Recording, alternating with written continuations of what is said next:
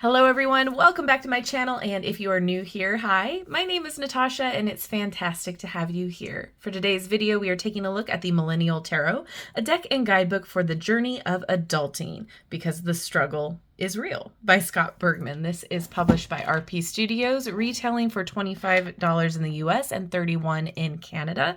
Thank you so much to RP Studios for sending this my way. And full disclosure, I have already tried to film a video, but it got messed up. So here we are again. A playful yet powerful mystical tool for millennials and those who love them. The goods.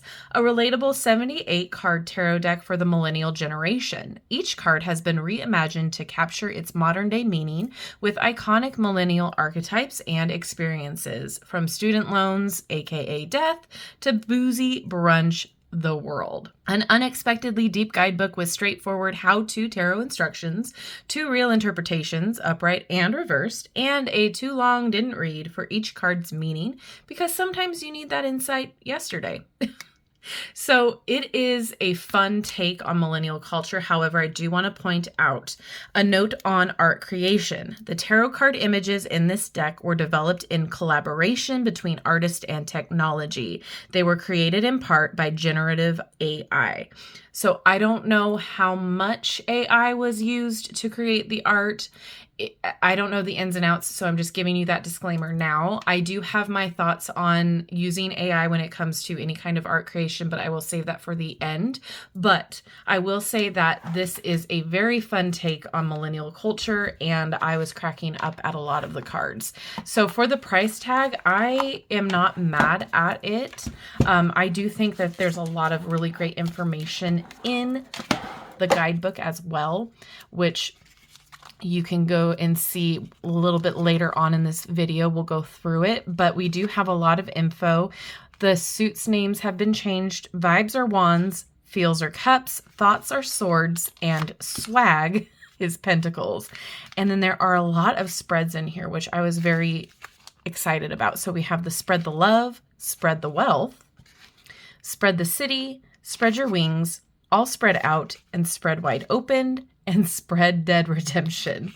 And then each of the suits and the major arcana have their own color when it comes to their pages in the guidebook, as well as here in the deck. So that's really fun. The cardstock is not bad. It's a matte. Here's the back with the avocados and each of the suits of the minor arcana there. I love the play on millennials. I think it's fun. It's a very flexible cardstock. I wouldn't call it medium. I wouldn't call it thin. I don't know what it is, but it is a really good shuffle for the cardstock.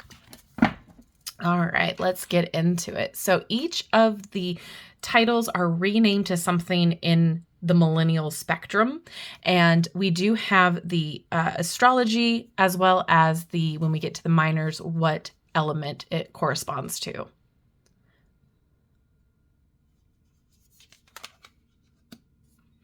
I do like a lot of the names and the titles. I think it's very fun. I don't mind being poked fun of as a millennial. I get it. There are a lot of us that are cringe. I can be cringe sometimes. We are a generation that have experienced quite a lot on our time on Earth. So I get it.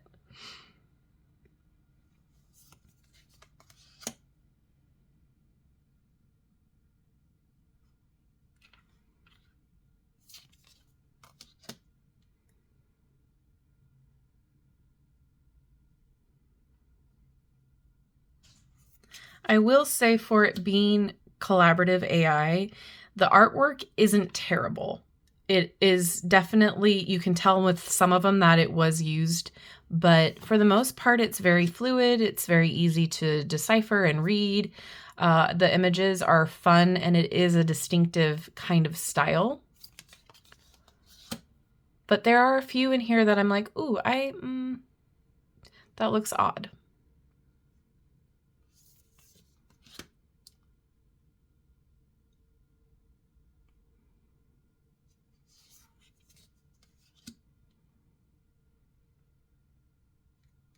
I do think that this is a fun gift for your fellow millennial. I do think that this is a good take on the culture. And a lot of the titles make sense for the archetype of the card.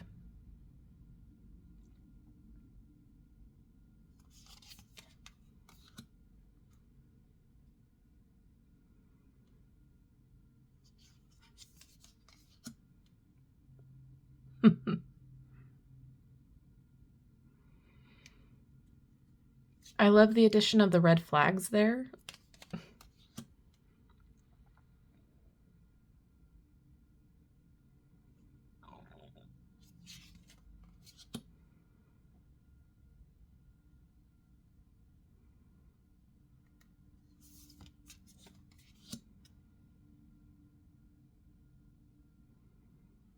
Some of these are very cheeky. Some of them are very fun.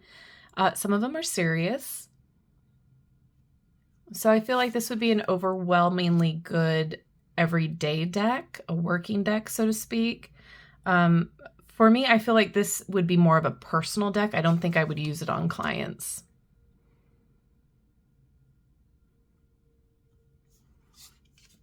All right, vibes or wands?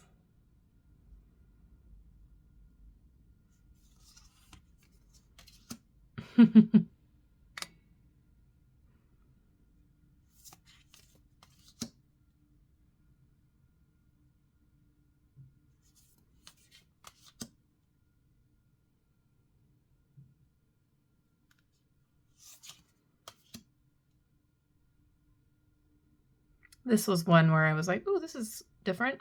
And then you'll see the border down here change as well, which I thought that was a nice touch.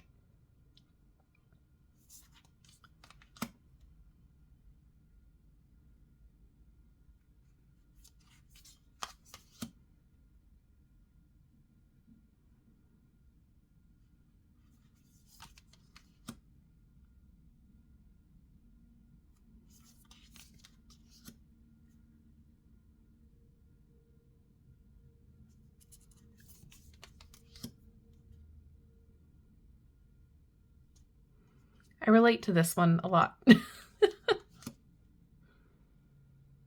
think we all do at this point.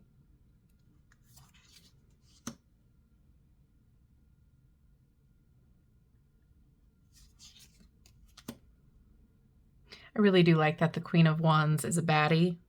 That tracks.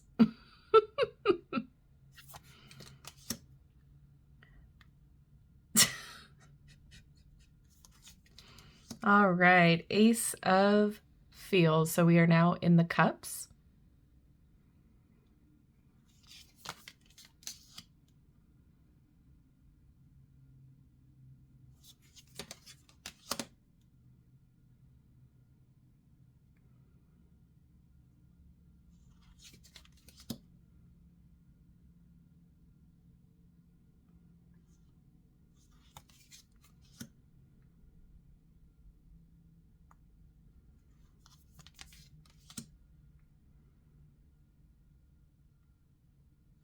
So you can kind of tell where the AI gets meshed up here in it.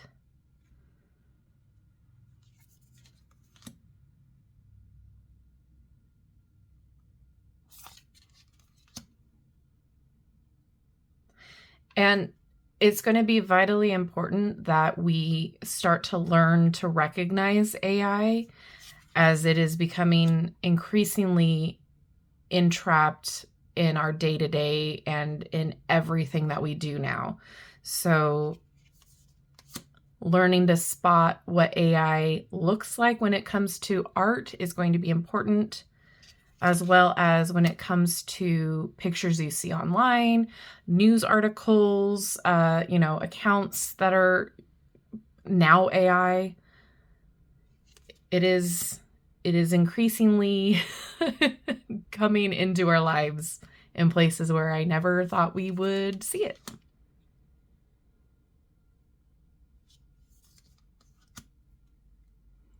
And I don't have an issue with AI completely, but there are some things that we just don't need. We don't need AI on our fridge.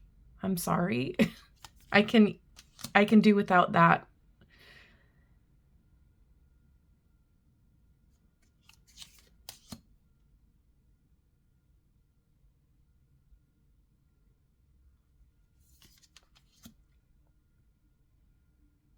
You can see this one has the clouds down here. So there's fun elements in this deck. I really do like the inside jokes, the things that, you know, we talk about and we discuss among ourselves, and our little trends that we've had. It is fun to see.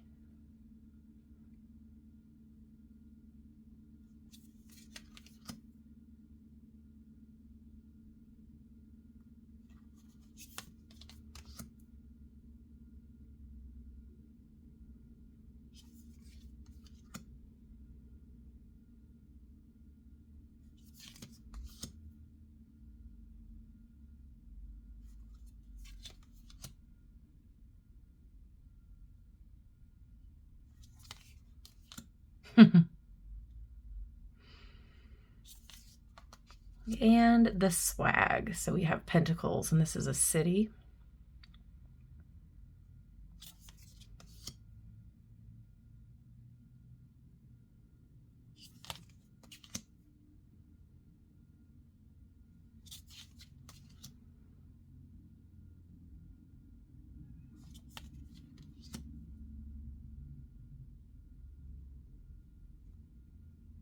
Oof.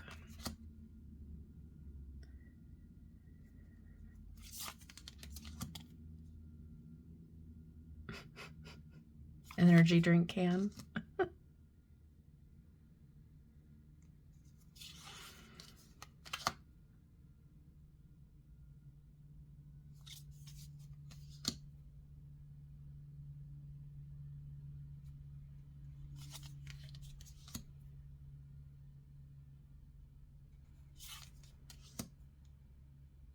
So I like this if you're beginning tarot, if you're trying to understand the archetypes a little bit better and you were enmeshed in millennial culture. This will help you make sense of the archetypes and the meanings of the cards and the energy. All right. It shuffles fine. I don't have an issue with it.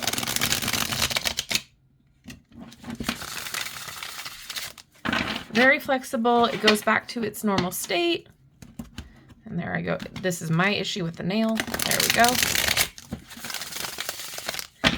And me personally, I like a thinner kind of cardstock because just I shuffle a lot during the day. Ooh, that was my bad. So I don't mind this cardstock at all. There we go. And overhand shuffling is great too. All right, let's get a card to read, please. What's this? Vision board, Ace of Thoughts or Ace of Swords. Okay, so too long didn't read. A new opportunity. The Sitch. Standing amid a creative storm of scattered magazine cutouts with scissors and glue sticks in hand, new ideas come flooding to your brain.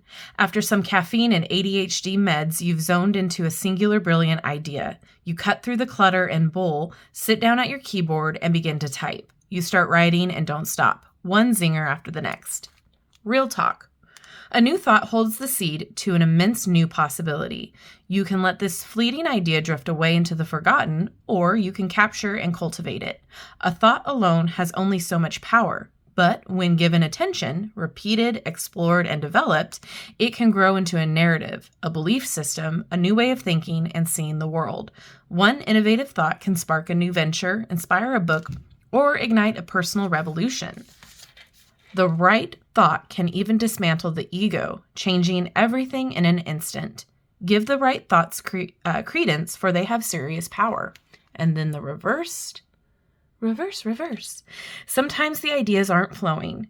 Your thinking seems stagnant and your creativity stifled. The magazines are all neatly stacked and the glue sticks unopened. Just get started. Creation without expectation can sometimes be the most fertile ground for breakthroughs.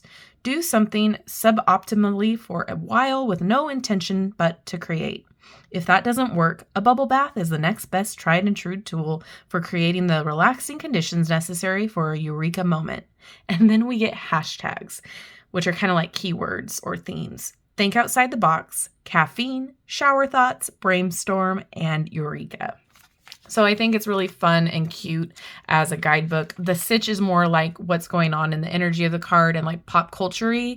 And the Real Talk is, the actual energy and meaning of the tarot. So I think that's really fun and creative. It's a different feeling deck. I really enjoy the little pop culture moments and the archetypes. I think it's fun. My criticism comes in when we are talking about collaborating with AI. And the reason why is because you have all of these artists at your feet that you can, that are wanting and willing and able to create art if they were given the opportunity. And while AI is a fantastic tool when it comes to learning and adapting and making things easier for ourselves, it's also a hurtful tool that can create problems in the creative field, if that makes sense. I feel like somebody that was an artist could have done the art in even more of like a better layout, maybe, if that makes sense. I don't know how to say it without being, like I'm sounding like I'm on a soapbox, because that's not what I'm trying to get across. I think that this is fun, but I think the opportunity was missed to work with an actual artist instead of AI.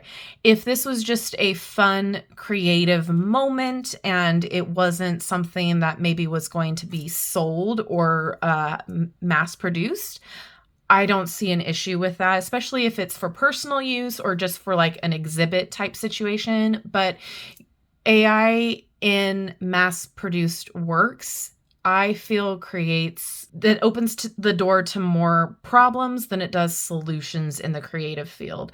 And I understand we're at the precipice of this new revolution and journey. But we have to be honest with ourselves and see whether that's going to be a hurtful thing, especially when it comes to the environmental issues, as well as, what are we taking away from people instead?